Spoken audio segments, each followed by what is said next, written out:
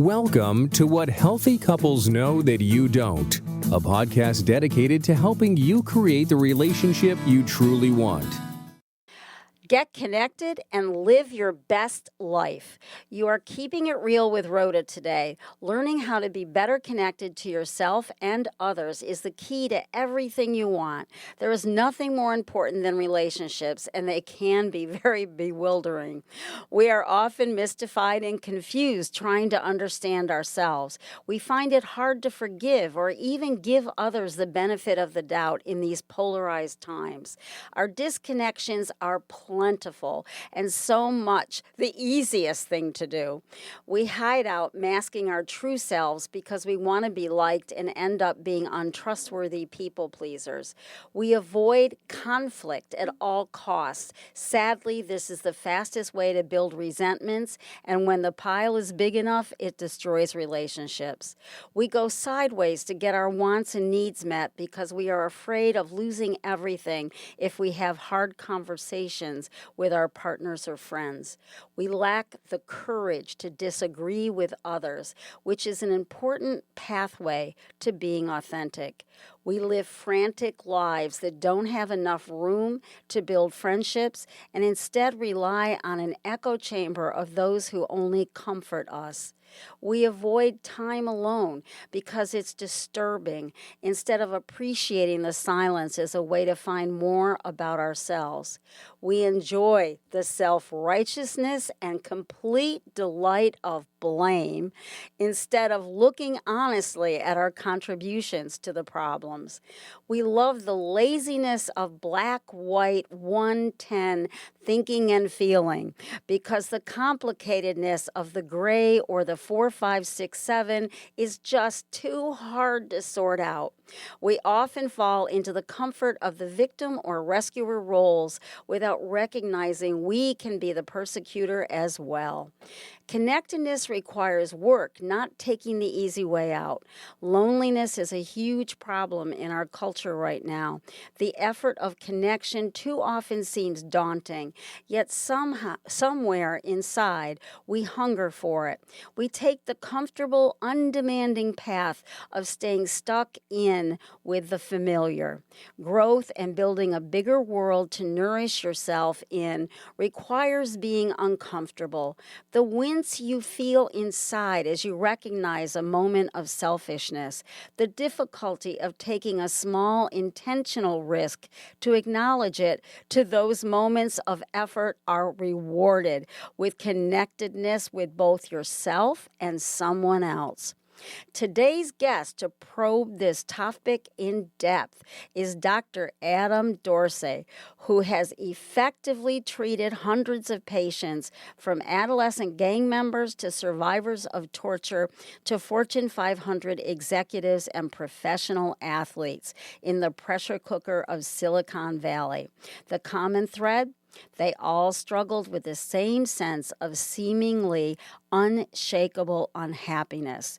He was co-creator of Facebook's International Resiliency program. His newest book is super psyched, Unleash the Power of the 4 Types of Connection and Live the Life You Love. And he also has a podcast that he's going to tell you about. Thanks for being here. Rhoda, I'm so glad to be with you. So, in my intro, I described a lot of pathways to disconnection and attributed that to comfort and taking the easy way out.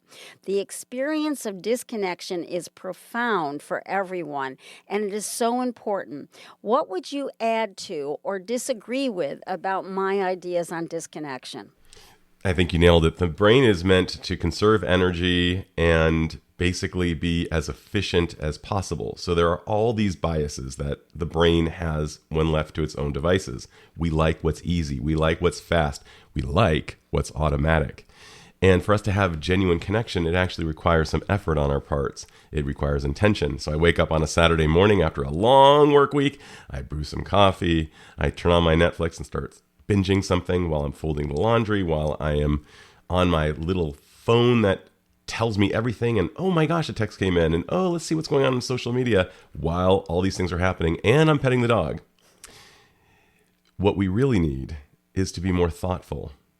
In as much as we wouldn't dream of using a screwdriver where you needed a hammer, we similarly shouldn't dream of doing things that are non-intentional, just automatic. It's basically, to your point, it's basically like eating Snickers and following it up with Skittles and calling that our meal.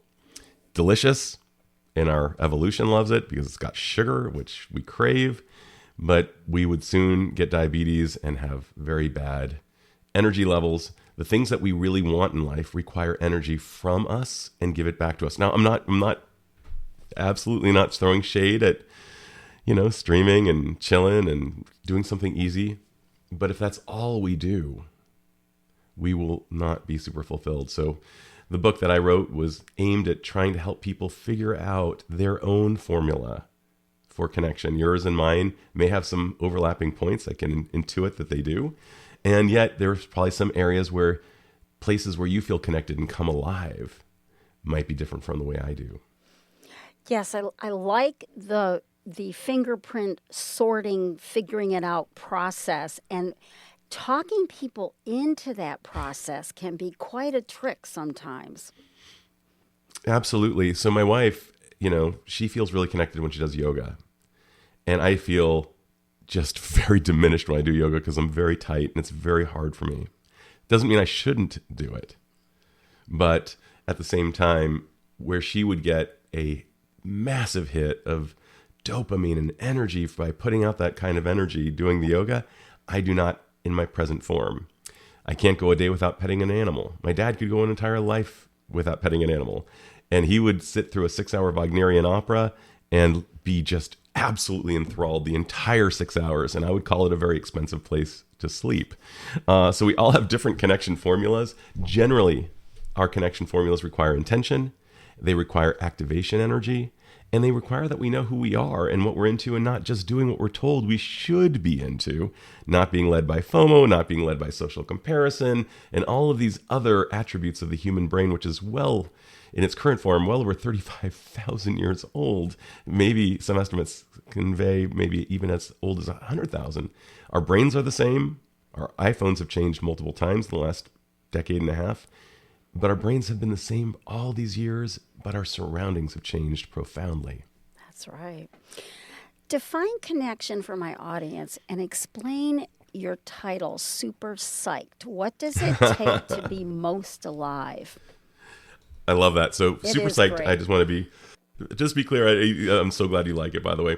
My nickname in high school is Enthusiasm. I have a very high level of enthusiasm. Organically, but I'm not here peddling positive, just basically toxic positivity. I'm here peddling the idea that we need to be super connected to our psyches. And as a byproduct, sometimes we will be actually super psyched. We will be really into it. That's the name of my podcast that was born with COVID. Not the opportunity I wanted, but the opportunity I had. So I created a podcast and it was just delightful, actually. And in terms of connection, I define it in 2 pages with the help of probably 10 of my colleagues with a working definition. But the most important line is what I said a little bit before, and that is, what makes you come alive? There's no faking it. You know it. And we all know that we have different ways that we come alive. All you need to do is go to any ice cream shop and you'll see people walking out with different flavors. And those are the flavors that hopefully make them come alive. And similarly, if we're into, some of us are really into really high activity sports. Some of us are really into arts. Some of us are into traveling, and some of us are all of them. The question is, are we doing it? And when we get to 90 and look back on our lives, look at the slideshow, we owe that version of ourselves a good story, a good slideshow, because we know that people, as they age, regret what they didn't do. They don't regret what they did do, even if they failed. It was the opportunities not taken. It was the risks that we didn't go for. And of course, they don't all work out. But one thing for sure is we need to pass the baton to our older selves and say, hey, I'm living, and the the 90-year-old version of ourselves, or the 100-year-old version, however old we want to be, God willing, will say thank you to my past self and say, wow, you gave me a good slideshow. So that we do share the enthusiasm. I've always had a zest for life. I think I was born with it, and felt very different from my parents. But how do you help people move into that experimenting, exploring, sampling? Because I get a lot of resistance, and I'm just like, hey, I could make a list of 150 things I've tried. My funny one is horseback riding. I took 10 lessons, $15 a pop. That's how long ago it was. And I looked at the woman and I said, this isn't working, is it? And she said, well, no, you really should be better by now. And I said, I'm just too scared. And left it. But I did the wheel with the pottery. I mean, I have tried and sampled so many. But people kind of dig in and resist. What helps overcome Sure. that? Well, let's say I'm working with a 40-year-old. And they loved playing guitar, but life got in the way. And the guitar has been accumulating dust in the basement. The quickest way to find that sense of coming alive is reinvigorating an old love. Doesn't mean you don't go for something novel. The second thing is kind of what I call the Dorothy theorem, and my mom's name is Dorothy, and it's the try it, you might like it idea. To your point, and sometimes it seems like a waste of time, but let's think of it more the way Thomas Edison talked about creating the light bulb. Now you know for sure you're not into horseback riding, you're not into throwing pottery. Let's try what's next. A guest on my podcast, Will Schwalbe, makes it a point to engage in something that he's not interested in doing at least once a week. And lo and behold, a large percent of them are things that actually turn him on, things that he would never think were interesting to him. But one of the ways that we can measure, is this working for me, is what I've come up with an acronym. It's FEED, F-E-E-D. They're all based on hard research, and they're all predictive of us being connected to a thing. The first letter, F, stands for flow. Does it challenge me? Do I lose track of time? Am I totally immersed in this? Am I doing it for 3 hours, but it only feels like 30 minutes? And wow, where did the time go? That's a concept from a man that I'm sure you know of, Mihaly Csikszentmihalyi. Fabulous, fabulous research. The second letter is E, and that stands for energize. And I mentioned it kind of a second ago. Does it require energy from us, and does it give us energy back? The best things in life tend to require energy from us. I mean, if anybody who's ever done long distance cycling will know, that requires a lot of energy. And usually when you're done, there's a stoked feeling that accompanies it. Wow, I just did that. It's not, I just biked. It's more like, wow, I just biked, and now I can eat whatever I want, and it was amazing. So that's the second letter. The third is educate, for E. Does it cause us to move the needle in terms of some form of learning? We know that learning or becoming better at a thing generally is predictive of dopaminergic energy, things that make us come alive and feel happy. Human beings want to learn, and at just the right level, not too hard, not too easy, just that lovely space of where it's just right. And the fourth letter is D, depth. Is it meaningful? We are not just Homo sapiens, we're Homo symbolicus. We are meaning-chasing creatures. And if it's meaningful, then that's also predictive of it being a good thing. So F, flow, E, energize, E, educate, and D, depth. I really like the clarity that offers. That's great. Connection with yourself is crucial. So one of my ideas is telling people to write down people and things or what they're doing that drains them, their energy, and then what nourishes their energy. And so what are some other ways to be more connected besides what you've already said with feed? Is there anything else we should add into that? Yeah, bucket? I mean, let's just think of 4 concentric circles, first of all. The first one is self. It is the most important connection that we have because it informs all the other connections in our life. If we're not into what we're doing, if we're being inauthentic, if my buddy told me I should be in a rock band and I'm in it, but I hate every second of it and I dread going to practice, even though it's really cool, I won't be into it. I can't be into it. It's not an authentic version of myself. Maybe I'd be more into mountain climbing. The second circle is for others. So it could be my wife, it could be my friends, it could be you. You're an other. And one of the things that we know for sure is that much of our learning takes place in that space between us and another, but still traces back to us being authentic to ourselves. Because if we're not authentic to ourselves, while I'm connecting with you, it will be like I have a bunch of rocks in my shoe. I won't really be all that connected to you if I'm not connected to myself. Not selfish. It's very important. The third is to the world, and it could be art, it could be nature, it could be our work, and the fourth is something greater.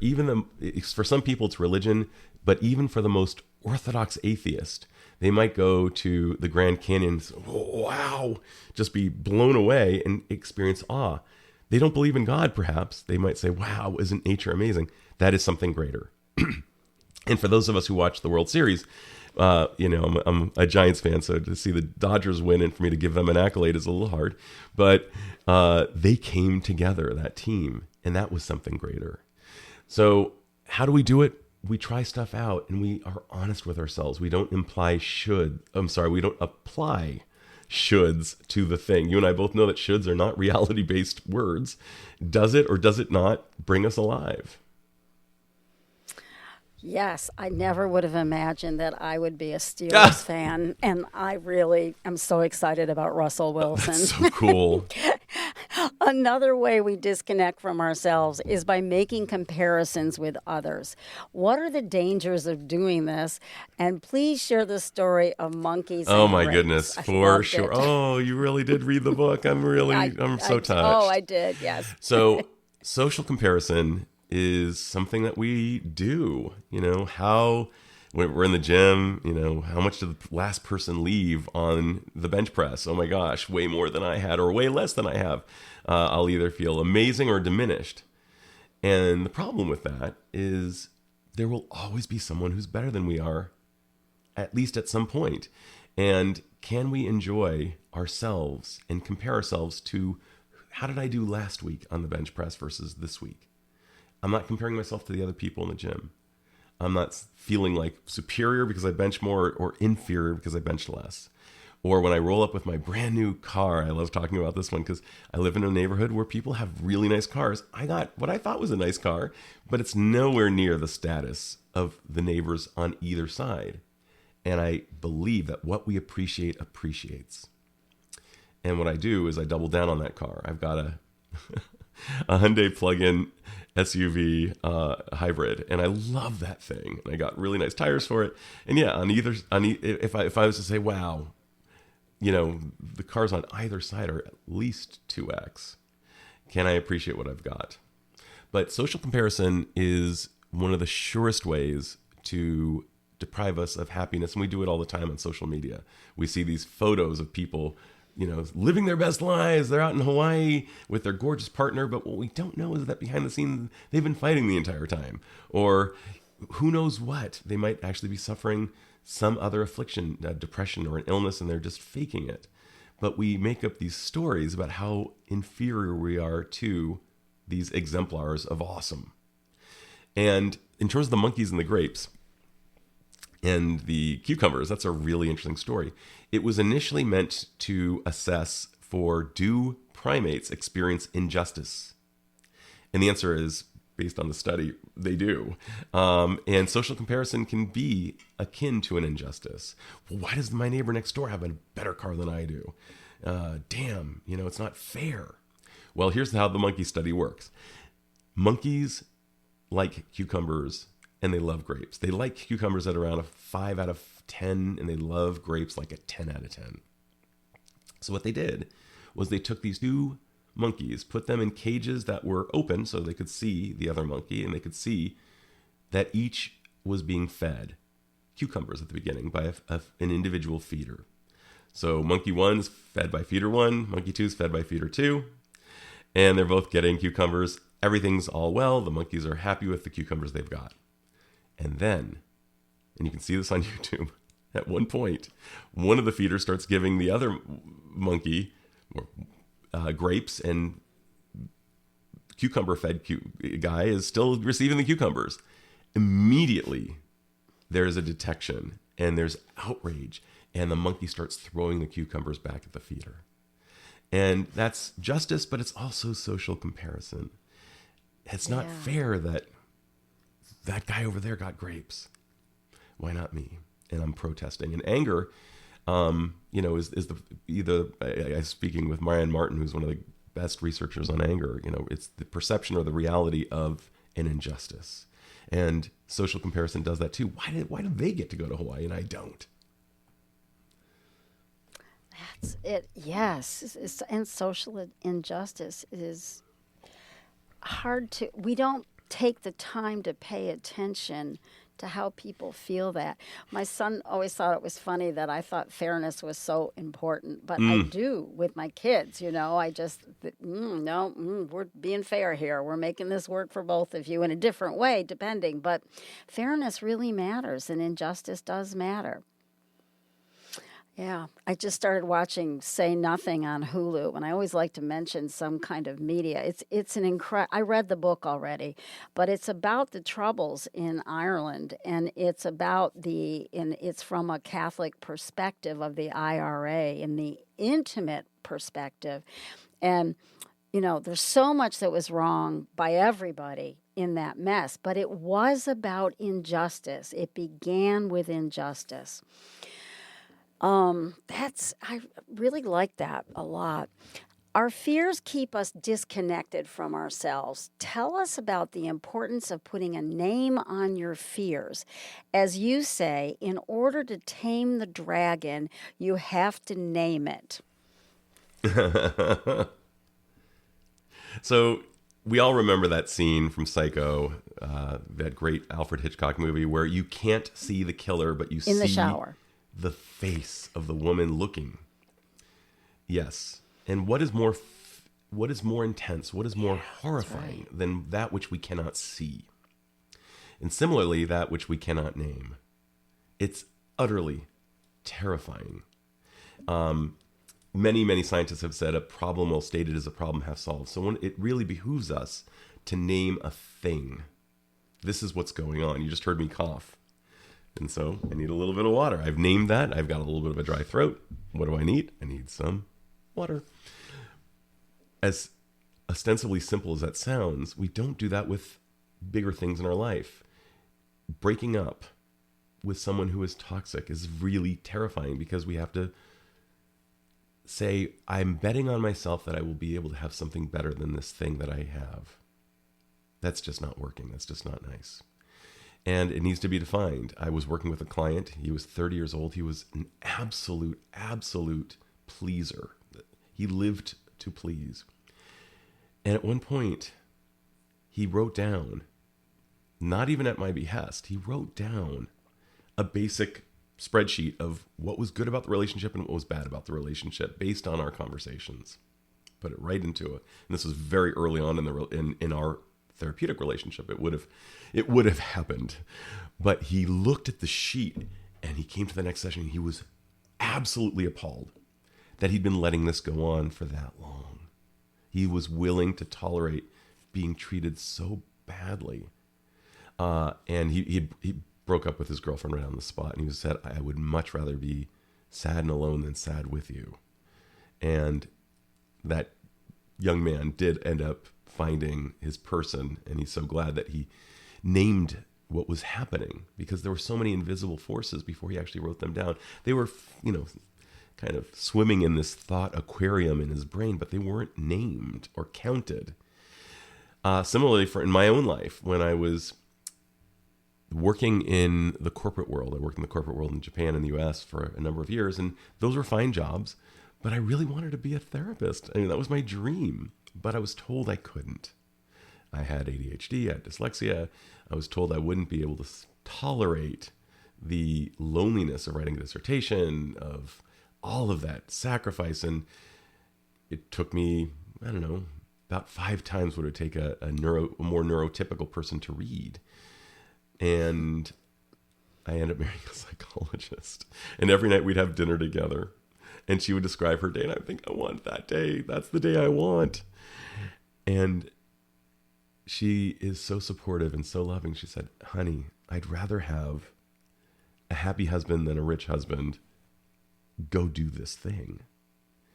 There's more to that story, but that fear needed to be named. And like, well, what am I afraid of? What will happen if I do this? What am I risking here? And what am I risking by not doing this? And I talked about that 90-year-old. Well, the 90-year-old would be pretty angry with me. My 90-year-old version of myself would be pretty angry with me if I didn't do it. It's one of the best. In addition to marrying my wife, having my children, I would say really, really going for it, doubling down on my profession has been one of the greatest sources of joy in my life. I like how you put naming the fear. I ask people to be specific about their fears all the time. There's a little more poetry to the way you're putting it that I think might slip in. One of the things I think we do is we repeat. And so I'm always looking for different ways to say the same thing because something will slip in. Like, one of my favorite moments was when somebody would come in and we'd been working on something a long time and they'd say, oh, Oprah. And she said, blah, blah, blah. And I'm like, yeah, okay, that's good. It got in. That is so funny. It's just like, wow, you're not citing the author and gratifying me, but at least you got the lesson. Oh, yes. And Rhoda, one other thing that cracks me up so much, Irv Yalom, who's one of the, MVPs of all time, he wrote in The Gift of Therapy, sometimes he'll often ask, what was useful today at the end of the session? And he'll be thinking of 4 or 5 brilliant things he said, and he's expecting them to name one of those, and it was something ostensibly stupid, and he's just like, did you not hear the other 5 things that I threw down? But it's not about us. It's about them being ready and hearing what they hear and moving forward, and we just have to take ourselves out. But I do really like the way you put it with a little more poetry to it. I think it's just an important way to say it that's different. I loved your thoughtful take on relationship connection. Couples renew the choice of connection each time they override their previous non-connection habits. Oh, I've never even heard that term before. I just thought it was great. It's as if the relationship itself strengthens like it's doing a push-up each time they commit to connect. So please tell us more about our habits of disconnection. Perfect. So for those of you who are not familiar with South Park, I apologize, but you'll understand this. There's a character on the show, very selfish, very id-driven, very narcissistic and selfish. And his name is Eric Cartman. And if he doesn't like something, he says, screw you guys, I'm going home. And we all can do that. Like, if we're not getting what we want, we don't stay in the game and say this relationship matters more. And we somehow try to basically say, if you really love me, you'll chase me as I leave this conversation, rather than stay in it and say, how can we both get what we want? How can we both come to an understanding of ourselves individually and who we are as a couple? And how can we perhaps, ideally, put the relationship before either of us individually, since the relationship is so much greater than the sum of the parts of the people in it. It's exponential. And it requires that we calm down that little inner Cartman within us who's just wanting to, just say, it's my way or the highway, I get what I want. These are not relational terms. These are basically some form of, blackmail. So we don't want to do that emotional blackmail. What we want to do instead is say, this relationship matters so much, we need to figure out how we can both get what we want. A conflict is the perception of the reality of, if you get what you want, I can't get what I want, and vice versa. And very often, just by talking it out, we can see that we can both get our needs met. And it's akin to doing a push-up. We get stronger individually and we get stronger as a couple. We begin to trust each other more. Like, wow, we just made it through that hard thing. And now look at us. We made it past, and I was able to silence my inner Cartman. I was able to silence my inner id-driven impulses to just only care about myself. And instead, what I was able to do was say, we matter as a couple. And sometimes it's even something like over years, like we got the old house in the woods on Shady Lane. Bounce, my husband's nickname is Bounce. He said Shady Lane's a euphemism for dark and damp, which was true. We were in a valley. But then when we sold that house and moved, it was in a good school system. He got to pick, and he wanted a house with a view. And we spent 2 years looking for a house with a view of the city or the river or whatever. And it really, I was just really proud that I really felt like, yeah, it's your turn. No kidding. Thank you for my house in the woods. And so it doesn't have to be an immediate gratification as long as you're both aware, wow, he did that for me. I need to do something really big for you too. And paying attention to putting two people together isn't as hard as people seem to make it. Right. In Rhoda, there's this old parable of these two sisters who are arguing over an orange. The problem is there's only one orange, and each of them wants it. And if you ask a group of people, well, what do you do? Most people say you cut in half. Well, each of them wants an orange. So do they get the whole orange? No, they don't. They get half. Well, they flip for it. Well, does each of them get what they want? No. Take turns, blah, blah, blah. But the important thing in this particular thought experiment is, what if you were to ask each of the sisters why they want the orange? And one was to say, I want it to make orange juice. And the other said, I want it to make marmalade. And through talking, they come to realize that one of them wants the meat of the orange. One of them wants the peel of the orange. If they hadn't talked it out and illuminated it. Now, obviously, not all conflicts are that elegant, but it's a good model for us to think about. Yes, it's a great story. I've not ever heard that story. Never.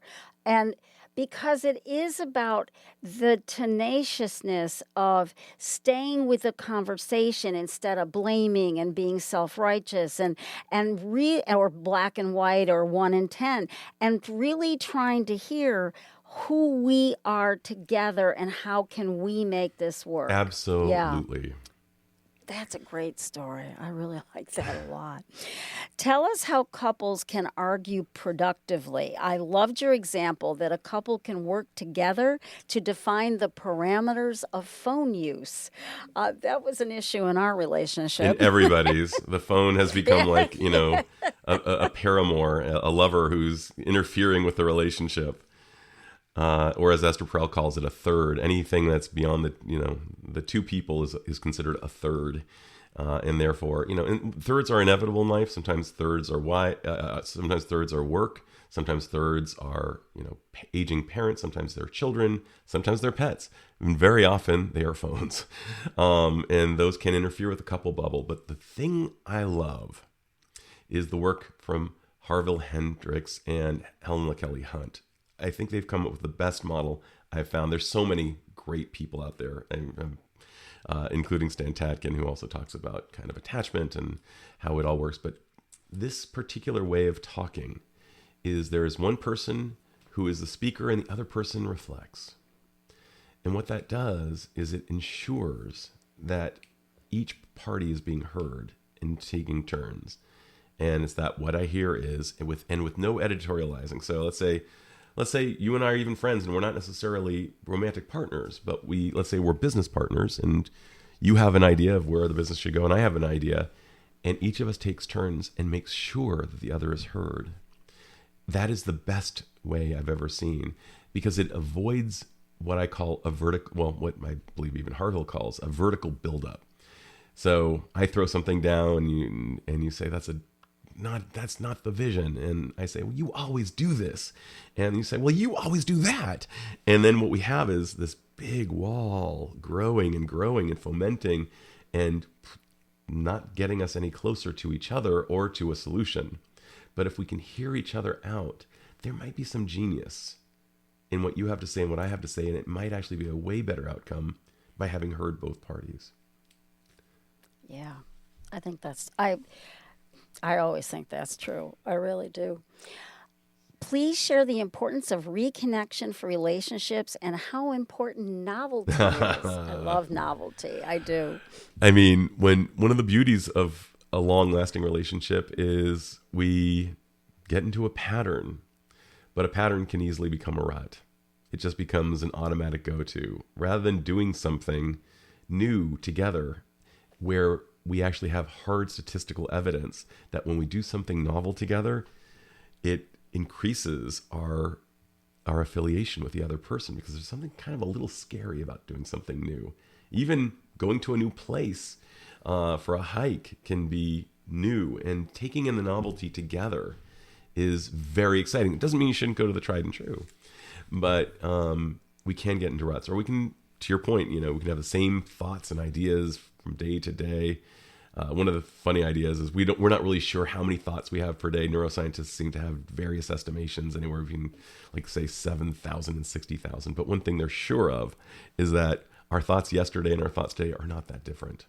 And one of the things we need to do is kind of like what Apple says, is think different. Like, try something different. Every Tuesday night is Taco Tuesday night. Maybe vary up the types of tacos, or try something different. You might like it, but couples begin to kind of leave the building, so to speak, when it becomes too habitual. There's absolutely room for habits and in the habitual, but we need room for the novelty. Pat Love, when I asked her, she wrote a book called Hot Monogamy, and when I asked her for her top piece of advice, she said, do something novel together. Oh, I often recommend one-on-one time with each kid or each other as partners, along with family group time. What are some of your favorite tips for parents to connect with children? Excellent. So I do think that one-on-one time is good. I've got two sons, and sometimes one-on-two time is good, and sometimes all four of us do something. But you and I both know that even just getting four people to agree on a movie is very, very hard. And having that one-on-one time really makes decisions much faster, and the intimacy can be greater, not at the exclusion of doing the foursome time or the threesome or the, one-on-one. But one of the things I learned, sadly, a little bit later than I would have liked, is that traveling with one son at a time is just incredibly fun. The conversations that you have on a car ride where there's nothing between us but road ahead of us, and conversations and the music that we get exposed to, and the memories and the little restaurants we go to and try them out. But let's say I'm working with a father who feels totally disconnected from his son or daughter. I'm making this one up in this case, but this is something I do very frequently, or a mom, doesn't matter. One of the surest ways to increase connection is to go on a quest. So let's say we know for sure that the child is absolutely crazy about boba tea, or absolutely nuts for hamburgers or pizza. You say to the child, for the next 4 weekends or for the next 4 months, we're going to go to 4 different places, and we're going to come up with rating systems to mutually research which place does it best according to us. And we'll go to those places, we'll have nice conversations while we're there, but we'll also basically be writing out our reviews based on a certain rubric, basic criteria of like what makes the place the place. If it's a hamburger place, it could be everything from the quality of the bread for the bun to the quality of the meat, to how hot it is, the fries, what's the ambience like, et cetera, et cetera, et cetera. And by doing this, we have a joint mission. And one of the things that we also know from research on blue zones, those are the places where people more than average live to 100, is that in Okinawa, which is one of those places, they have something called moai, which is meeting with purpose. And what we're doing, even though it's kind of a silly purpose, ostensibly just going out for burgers, we are meeting with purpose. We have a common denominator. We are on a hunt. And our old brains love that. You know, they're used to hunting. They're used to looking for new things and new ways to find forage for food. So I love going on a food quest. That's one of my favorite things. Another one is exposing your child to an awesome movie and having a thoughtful discussion about it, almost like you have a little movie club, a book club, and talking about it, and it increases emotional intelligence, increases empathy. It's just wonderful. So going on quests with your child is my top tip. I really like that a lot. Please remind my audience of the memorable title of your book and your podcast. Sure, Super Psyched. So again, it's being super connected to our psyches. Also could lead to us being super happy, super psyched, used in common parlance.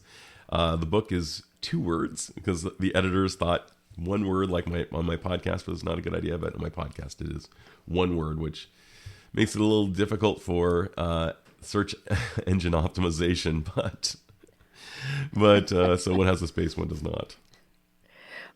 Okay. If you are hearing this message, you've listened to the entire episode, and for that, I thank you very much from the bottom of my heart. Please drop us a review on YouTube, Spotify, or your listening platform. There are over 450 pages of free info on my website, therapyideas.net, with no ads. And now I'm on Blue Sky at Rhoda on Couples. Thanks for listening.